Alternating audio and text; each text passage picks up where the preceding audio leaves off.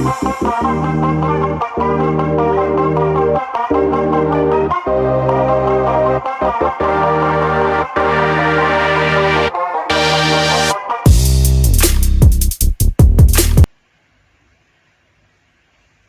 वालेकुम दोस्तों, नजीब्स official YouTube channel में खुशामदीद।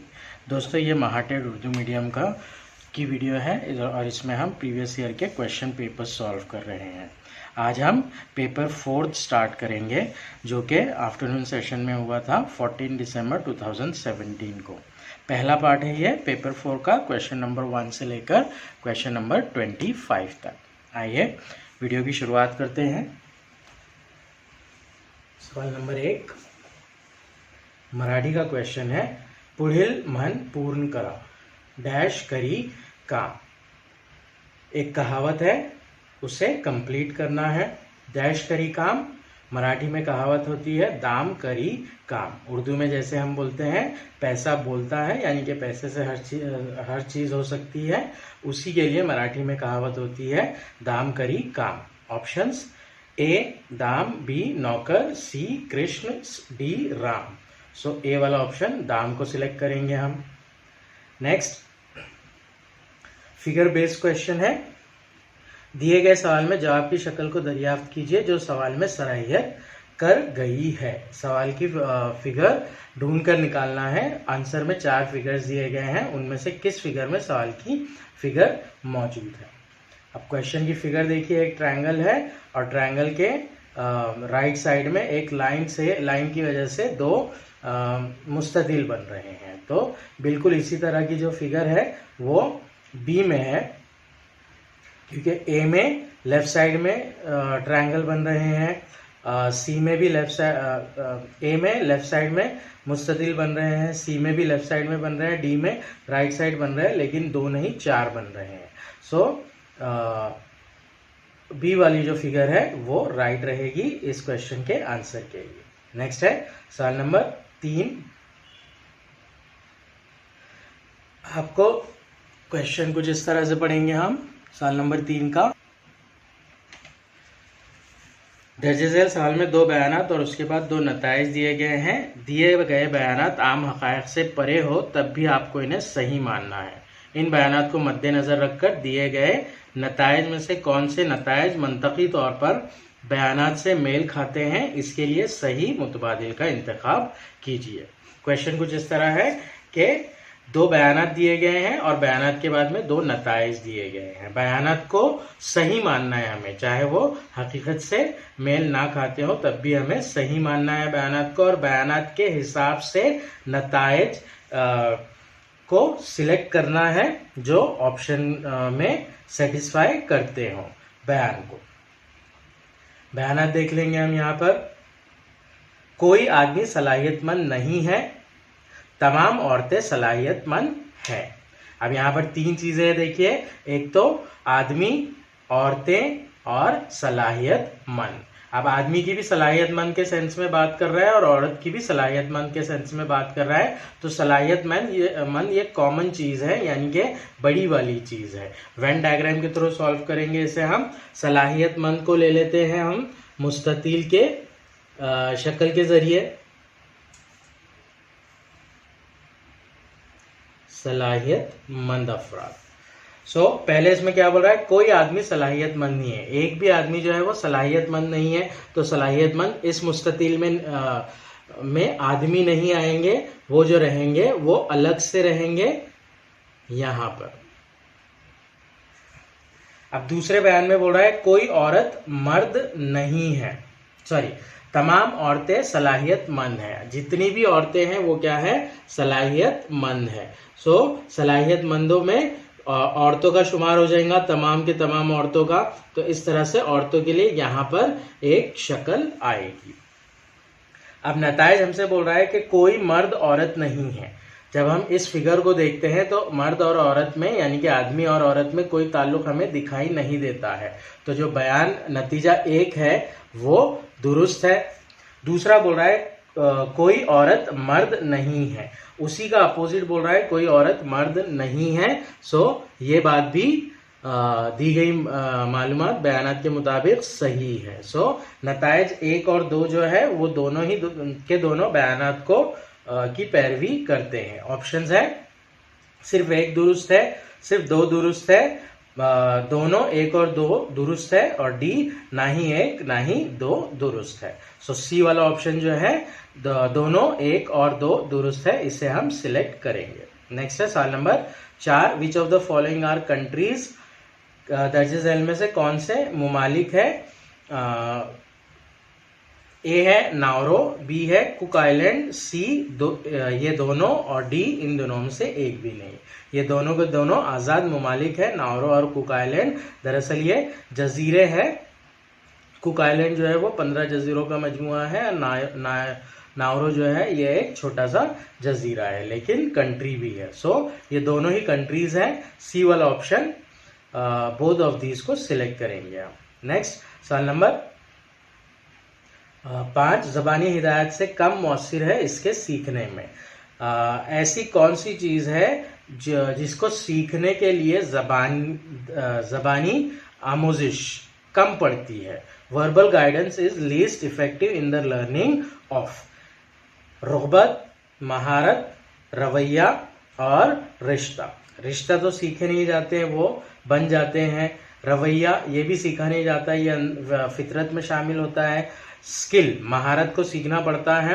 अब महारत को सीखना के लिए उसकी मशक करना होती है, यानी कि उसे सिर्फ ज़बानी तौर पर सीखा नहीं जा सकता, अमली तौर पर भी उसकी मशक जरूरी होती है। सो बी वाला ऑप्शन राइट ऑप्शन रहेगा। एप्टीट्यूड, रुग़बत ये एक जज्बा है, इसे सीखा नहीं जाता है।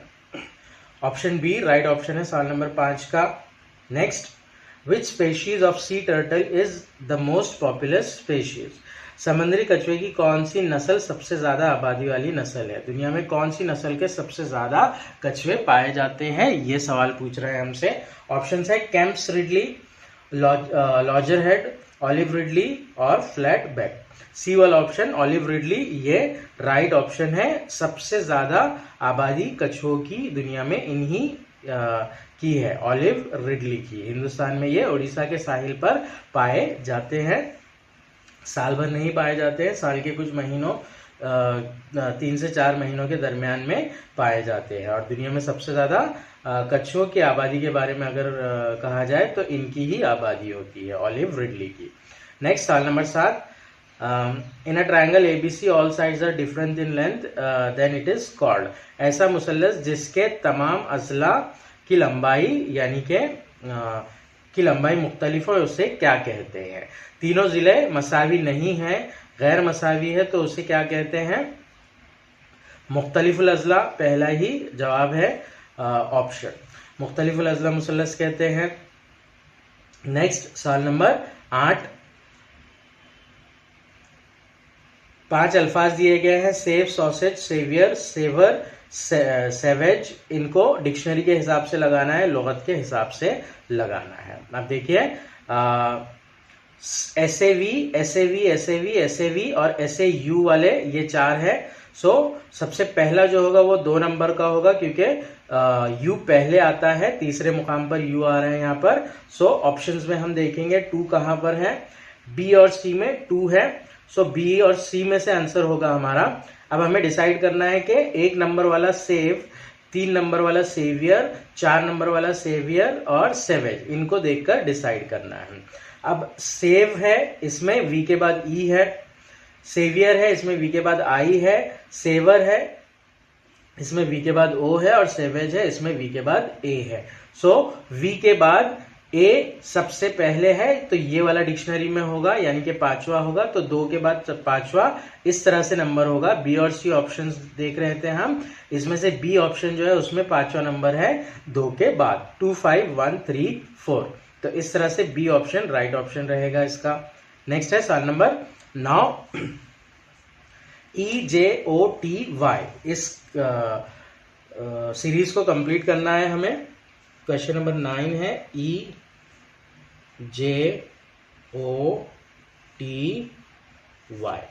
अब देखिए ई जो है वो 5वें मुकाम पर होता है, जे जो है वो 10वें मुकाम पर, ओ 15वें, टी 20वें और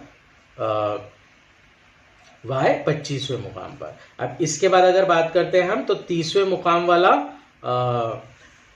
हुरूफ लेटर चाहिए हमें, लेकिन अल्फाबेट में तो सिर्फ 26 ही होते हैं। Z 26 पर आ जाएगा। अब इस सूरत में क्या किया जाता है, वापिस से स्टार्ट किया जाता है। 27, 28 और 29 जो है वो रहेंगे A, B, C और इसके बाद में आता है D। तो इस तरह से 30वें मुकाम पर D वाला रहेगा। सो D ऑप्शन को सिलेक्ट करेंगे हम। ऑप्शन A है D, ये राइट ऑप्शन है। नेक्स्ट है सवाल नंबर 10। लेटर सीरीज जो है उसे कंप्लीट करना है। ये क्वेश्चन जो है मुबहम है, मतलब कि इनकम्प्लीट इंफॉर्मेशन दी गई है या रॉन्ग हो गया है, इसका आंसर नहीं निकल रहा है, इसलिए हम इस क्वेश्चन को ओमिट करेंगे। नेक्स्ट इज क्वेश्चन नंबर 11, सवाल नंबर 11। Which historical monument is visible from outer space? बैरूनी खला से कौन सा यादगार नजर आता है? बैरूनी खला से कौन सा तारीखी मुकाम, तारीखी इमारत दिखाई देती है, ये पूछ रहा है हमसे। ऑप्शन दिया है A Taj Mahal, B leaning tower of Pisa, C great wall of China और D none of these. So D वाला ऑप्शन राइट ऑप्शन है, क्योंकि खला से कोई भी इमारत नजर नहीं आती है जमीन पर मौजूद। डी ऑप्शन सिलेक्ट करेंगे। Next question number 12। Question number 12 भी रॉन्ग आंसर के साथ में दिया गया है। सिर्फ हमें इसे देख लेंगे कि किस तरह से सॉल्व करेंगे, लेकिन इसका आंसर मौजूद नहीं है। हमसे क्या बोल रहा है कि 1562 तकसीम 0.24 ज़रब 356, इसकी अप्रोक्सीमेट वैल्यू क्या होगी? 1562 बटे नहीं, पहले यहां पर तकसीम ले लेंगे हम। 0.24 ज़रब 356।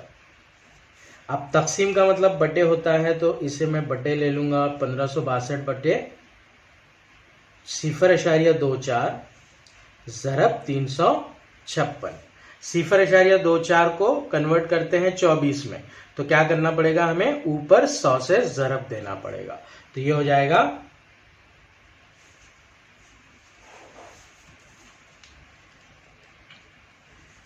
1562 बटे 24 ज़रब 100 ज़रब 356। 12 से तकसीम करेंगे। 12 दूनी 24, 12 एकन 12, बचा 3, 12 तिया 36, 2 है तो सिफर है, सिफर लेंगे हम क्योंकि 12 से छोटा है वो। 130 ज़रब 100 और बटे 2, वापिस से तकसीम करेंगे। 2 एकन 2, 2 छंग 12, 2 पंजे 10। तो ये हो जाएगा 65 ज़रब 100 ज़रब 356। 65 ज़रब 100 यानी कि 6500 ज़रब 356। अब यहाँ पर देखिए 6500 ज़रब 356 की जो वैल्यू आएगी वो लाख से भी ऊपर आएगी। सो क्वेश्चन के अंदर ऑप्शंस दिए गए हैं 24, 18, 12 और 28, तो कोई भी मेल नहीं खाता है यहाँ पर, इसलिए यहाँ पर क्वेश्चन के आंसर जो है वो रॉन्ग है। हाँ, एक बात ये देखा जा सकता है कि 6 और 6500 ज़रब 356, 6 तिया 18 लाख या 18 करोड़ के आसपास में इसका जवाब रहेगा, लेकिन वो भी मैच नहीं कर पाएगा, तो इसलिए इस क्वेश्चन को हम ओमिट करेंगे। नेक्स्ट है सवाल नंबर 13। सवाल नंबर 13 में एक कहानी दी गई है। कहानी के एतबार से सवाल करना है हमें। इस टाइप के क्वेश्चन पहले भी कर चुके हैं हम। मंदरजा Zail 5 जुमलों P, Q, R, S और T को एक बामानी इक़्तिबास बनाने के लिए मुनासिब अंदाज में तरतीब दीजिए और दिए गए सवाल का जवाब दीजिए। 5 जुमले दिए हैं हमें, उन्हें क्या करना है, एक परफेक्ट पैराग्राफ में कन्वर्ट करने के लिए रीअरेंज करना है, तरतीब देना है। मतलब जो सबसे पहले चीज़ हुई उसे पहले रखना है और जो उसके बाद उसे बाद में, फिर जो उसके बाद उसे बाद में, इस तरह से हमें एक पैराग्राफ बनाना है मीनिंगफुल, और फिर उस पैराग्राफ को देख कर दिए गए सवाल का जवाब देना है। जुमले क्या दिए गए हैं? एक मजदूर ने बच्चे की चीखें सुनी।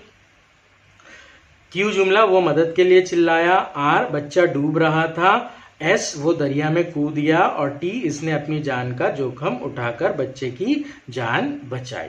अब यहाँ पर मामला क्या चल रहा है, एक मजदूर है और एक बच्चा है। क्या हो रहा है, बच्चा डूब रहा था, मजदूर ने उसकी मदद की और उसकी जान बचाई। तो यहाँ पर सबसे पहला सेंटेंस क्या होगा, बच्चा डूब रहा था। अब डूब रहा था तो वो क्या करेगा, चिल्लाएगा, तो मदद के लिए चिल्लाया, ये दूसरा जुमला हो जाएगा। अब चिल्लाएगा तो अगर आसपास कोई होगा तो वहां पर उसकी आवाज को सुनेगा, तो वहां पर मजदूर था, उसने मजदूर ने बच्चे की चीखें सुनी और फिर वो दरिया में कूद गया, ये वाला चौथा, और इसने अपनी जान का जोखिम उठाकर बच्चे की जान बचाई। तो इस तरह से टी वाला जो जुमला रहेगा वो लास्ट में आएगा। तो इस तरह से सीक्वेंस आएगा, आर वाला जुमला पहला, क्यू वाला दूसरा, पी वाला तीसरा, एस वाला चौथा और टी वाला पांचवा। अब यहाँ पर क्वेश्चन क्या कर रहा है हमसे, देखिए पैराग्राफ बेस्ड क्वेश्चन कर रहा है कि दोबारा तरतीब देने के बाद कौन सा जुमला पहला होना चाहिए। सबसे पहला वाला जुमला आर जुमला है, ऑप्शंस में से आर को सिलेक्ट करेंगे हम। नेक्स्ट है सवाल नंबर 14। सवाल नंबर 14 दिखाई देने में बड़ा दिख रहा है, एकदम सिंपल सा क्वेश्चन है वो।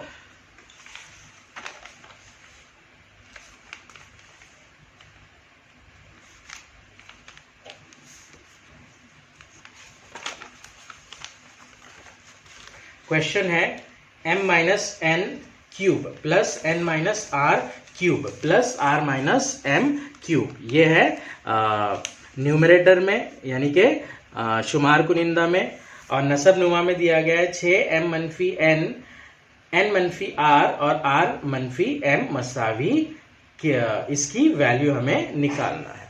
नाउ ये जो क्वेश्चन है देखिए, ये डिपेंड है एक फार्मूले पर, तौसीह सूरत के जाब्ते पर। अगर a जमा b जमा, अगर a जमा b जमा c मसावी सिफर हो, तो अगर a b और c का मजमुआ सिफर हो तो क्या होता है, a की तीसरी जमा b की तीसरी जमा c की तीसरी मसावी हो जाता है 3abc के। किसके, 3abc के। अब यहां पर देखेंगे हम, m मनफी n, अगर इसको कभी हम a मानते हैं, n मनफी r इसको कभी हम b मानते हैं, और r मनफी m इसको कभी हम c मानते हैं। तो एग्जैक्ट इसी फार्मूले में बैठेगा ये इबारत जो हमें दी गई है। a जमा b जमा c, m मनफी n जमा n मनफी r जमा r मनफी m मसावी m मनफी n जमा n जमा मनफी r जमा r जमा मनफी m। m मनफी m कैंसिल हो जाएगा, मनफी n जमा n कैंसिल हो जाएगा, मनफी r जमा r कैंसिल हो जाएगा, मतलब ये होगा सिफर। तो जो हमें क्वेश्चन में ऊपर दिया गया है, a जमा b जमा c मसावी सिफर, ये हमने तस्दीक कर लिया है कि m मनफी n, n मनफी r और r मनफी m, इन तीनों का मजमुआ जो है वो सिफर होगा। इसलिए हम ये लिख सकते हैं कि इन तीनों के मुकब का मजमुआ, इन तीनों के मुकब का मजमुआ यानी कि a का मुकब m मनफी n का मुकब जमा n मनफी r का मुकब जमा r मनफी m का मुकब, ये जो होगा ये मसावी होगा 3a यानी m मनफी n, b यानी n मनफी r और c यानी के r मनफी m के बराबर। अब क्वेश्चन में हमसे क्या बोल रहा है, m मनफी n क्यूब जमा n मनफी r क्यूब जमा r मनफी m क्यूब, ये वैल्यू है ऊपर। तो ऊपर क्या कर लेंगे हम, उसको लिख लेंगे हम m मनफी n क्यूब जमा n मनफी r क्यूब जमा r मनफी m क्यूब, ये ऊपर है, और नीचे है 6 m minus n n minus R, r minus m। So ये इसका मजमुआ, ये तीनों का मजमुआ m मनफी n क्यूब, n मनफी r क्यूब, r मनफी m cube, a cube plus b cube plus c cube के फॉर्म में, ये इक्वल होगा 3m माइनस n यानी कि a, n माइनस r यानी कि b और r माइनस m यानी कि c। अब नीचे क्या बच रहा है, 6m minus n minus r minus m। तो इस तरह से आएगा। अब यहां पर देखिए ऊपर 3 ब्रैकेट ब्रैकेट ब्रैकेट यानी कि ये तमाम अरकान ज़रब में है, नीचे भी 6 ब्रैकेट ब्रैकेट ब्रैकेट, ये तमाम अरकान ज़रब में है। तो अगर ऊपर नीचे कुछ कॉमन होगा तो कैंसिल होगा। यहाँ पर तो तीनों ब्रैकेट कॉमन है, इसलिए ये कैंसिल, ये कैंसिल, ये कैंसिल और ये कैंसिल। इस तरह बचेगा 3/6, 3 एकन 3, 3 दूनी 6। तो 1/2 जो है ये वैल्यू आएगी इस क्वेश्चन के आंसर की। ऑप्शन में 1/2 ऑप्शन ए पर दिया गया है, ए ऑप्शन को सिलेक्ट करेंगे। नेक्स्ट है सवाल नंबर 15। एक आम इंसान के दिल की धड़कन शरह फी मिनट होती है। एक बार दिल कितना धड़कता है आम इंसान का, वो पूछ रहा है। पिछले क्वेश्चन में भी सॉल्व किया था हमने, ये 72 बीट्स पर मिनट होती है एक आम इंसान की दिल की धड़कन। सॉरी। नेक्स्ट है सवाल नंबर 16। सिंपल सा क्वेश्चन है, ऊपर जो दिया गया था उसी टाइप का क्वेश्चन है। एक फिगर दी गई है, जवाब में 4 फिगर है, चारों में से किस फिगर में सराहियत कर गई है वो देखना है हमें। सो क्वेश्चन वाली जो फिगर है वो डी वाली फिगर में मौजूद है। सो डी ऑप्शन को सिलेक्ट करेंगे हम। नेक्स्ट है सवाल नंबर 17। The biggest planet in our solar system is. हमारे निज़ाम शमसी में सबसे बड़ा सैयारा कौन सा है। जुपिटर जो है वो सबसे बड़ा सैयारा है, इतना बड़ा है कि बाकी तमाम के जितने भी सैयारे हैं उनको मिला दे तो भी उनका डबल भी, मिलने पर जो बनेगा उसका डबल भी जुपिटर के मसावी नहीं होगा। सो जुपिटर ये जो है ये सबसे बड़ा सैयारा है। नेक्स्ट है सवाल नंबर 18। ताल्लुक रिश्तों के बारे में सवाल है। ये सवाल आगे पीछे हो गया है, सवाल को कुछ इस तरह से पढ़ेंगे हम। ए बी का बेटा है, बी की बहन सी का एक बेटा डी और एक बेटी ई है। एफ डी का मामू है, एफ के कितने भांजे हैं। रिलेशन का क्वेश्चन है, सिंपल है, सिर्फ थोड़ा सा टिक किया गया है उसको। सबसे पहले हमसे बोल रहा है कि ए जो है वो बी का बेटा है, ए जो है वो बी का बेटा है। सो ए यहां पर आ जाएगा। अब बेटा है किसका, बी का, तो उससे पहले वाली नस्ल जो होगी वो बी होगी। ए का जेंडर हमें पता है, बेटा है यानी कि ये मेल है। आगे बोल रहा है बी की बहन सी, बी की बहन जो कि सी है, बी की बहन सी, इसका भी जेंडर पता है हमें, का एक बेटा डी और एक बेटी ई है। अब इसका एक बेटा है डी और एक बेटी यानी कि डी की बहन ई, इस तरह से का एक बेटा डी और एक बेटी ई है। एफ डी का मामू है, एफ जो है वो डी का मामू है। डी का मामू कौन है, एफ है, यानी कि उसके माँ का भाई है। सो सी का भाई हो जाएगा डी, सॉरी एफ डी का मामू है।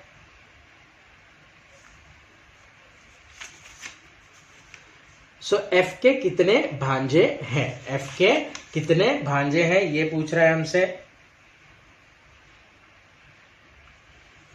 नाउ भांजे या भतीजे दोनों आ सकता है इसके अंदर। अब इंग्लिश में नेफ्यूज बोला गया है, नेफ्यूज के लिए भांजे भतीजे दोनों के लिए लिया जाता है, और उर्दू में सिर्फ यहां पर भांजे बोल रहा है। सो यहां पर हम क्या करेंगे, बी का जेंडर हमें पता नहीं है,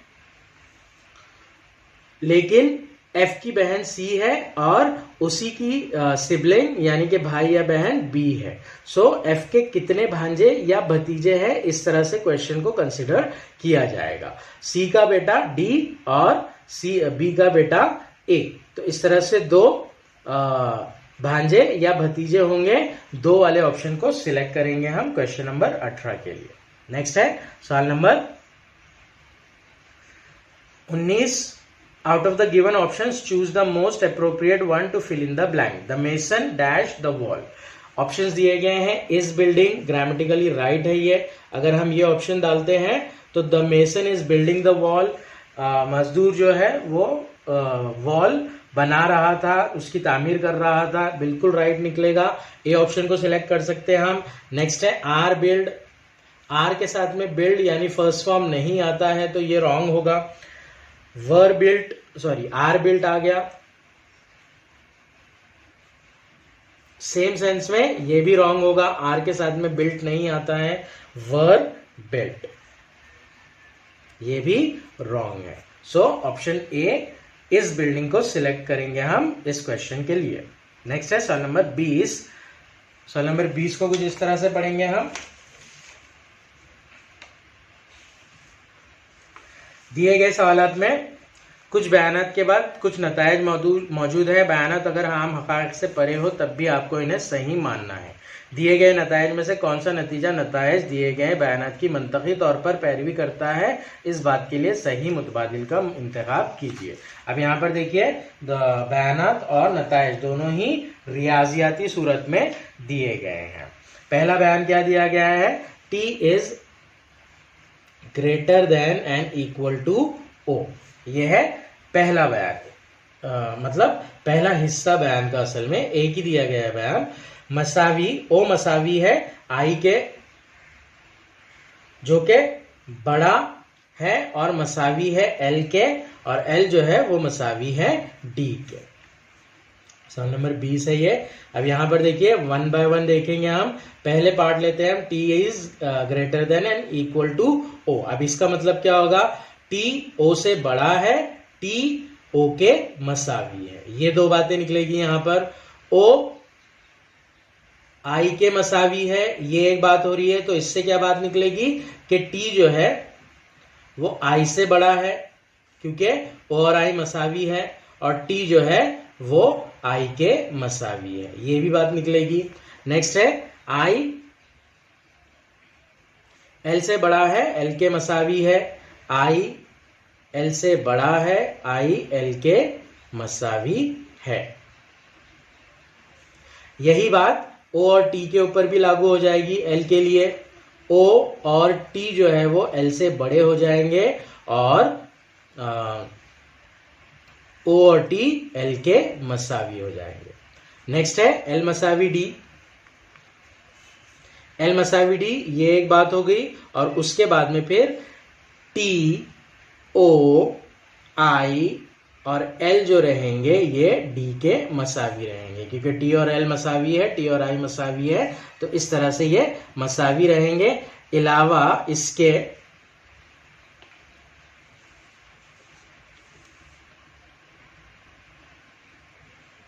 अलावा टी जो है डी से बड़ा भी हो सकता है, ओ जो है डी से बड़ा भी हो सकता है, आई जो है डी से बड़ा भी हो सकता है, एल जो है डी से बड़ा भी हो सकता है. तो इस तरह से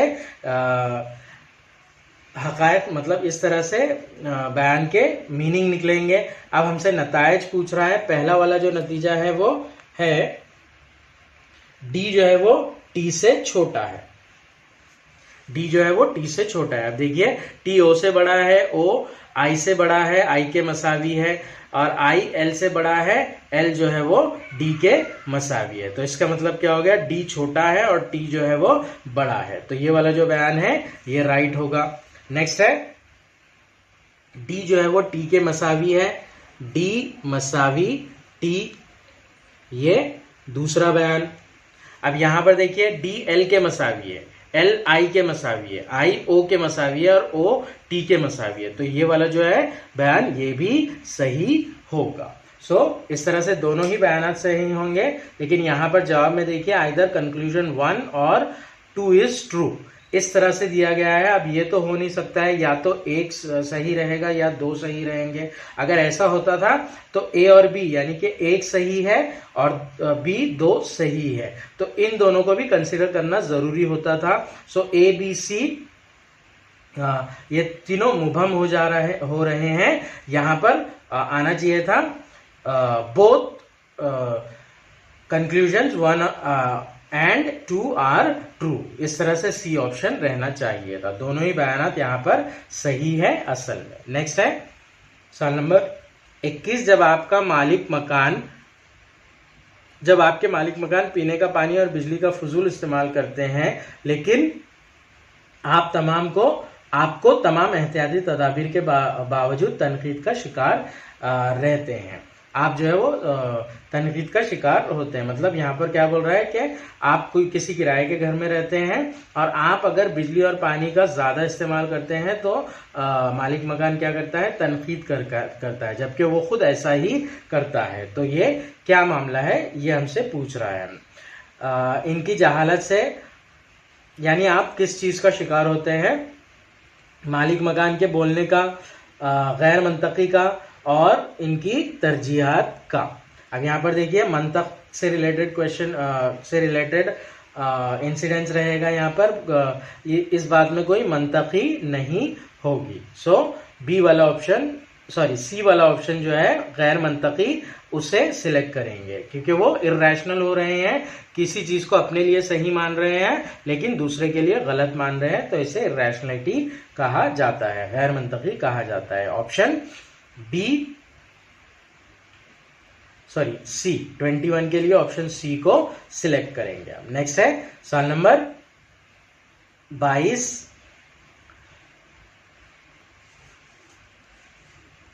इन ईच ऑफ दिस मंदरजा सवाल में 2 बयानात और उसके बाद 2 नताइज दिए गए हैं। बयानात को सही मानकर हमें क्या करना है, नताइज के मुताबिक नताइज के लिए ऐसा ऑप्शन सिलेक्ट करना है जो बयानात की पैरवी करता हो। अब यहाँ पर बयानात जो दिए गए हैं वो क्या बोल रहा है, तमाम जेल खाने मेहमान हैं, तमाम मेहमान खाने आरामदाह है।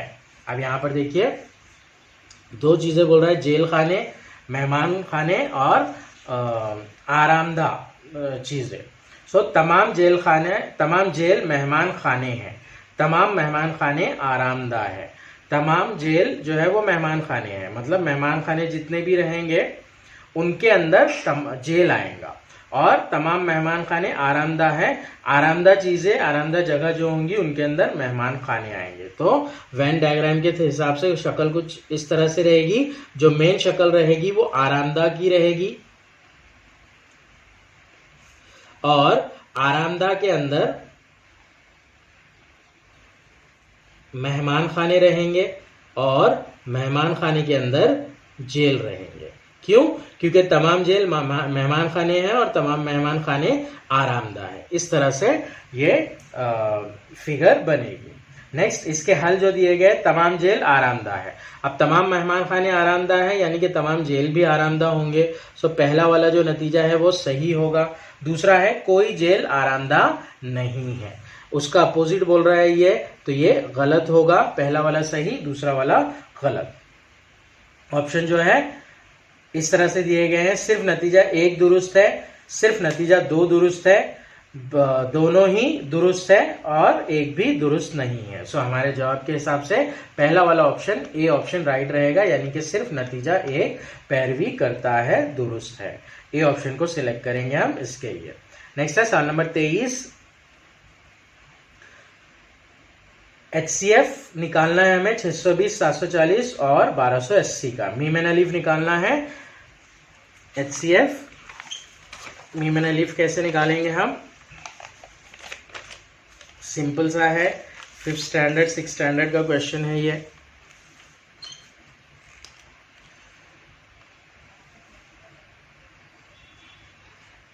नंबर्स दिए गए हैं 1280, 740, 620। अब यहाँ पर देखिए हम इन्हें सिफर कैंसिल करके भी सॉल्व कर सकते हैं। डायरेक्ट करेंगे हम, 2 के पहाड़े से कैंसिल करेंगे, 2 छंग 12, 2 चौक 8, सिफर का सिफर, 2 तिया 6, 2 सत्ते 14 और आगे सिफर, 2 तिया 6, 2 एकन 2, आगे सिफर का सिफर, फिर 2 से कैंसिल करेंगे हम, 2 तिया 6, 2 दूनी 4, सिफर का सिफर, 2 एकन 2, 2 अट्ठे 16, 2 पंजे 10, 2 एकन 2 बचा 1 बना 11, 2 पंजे 10, आगे सिफर का सिफर। अब यहाँ पर देखिए, यहाँ पर 5 आ गया, यहाँ पर सिफर है, यहाँ पर सिफर है, तो 2 से नहीं होता है, तकसीम 3 से भी नहीं होंगे, ये तीनों के तीनों 5 से होंगे, तो डायरेक्ट 5 से करेंगे हम।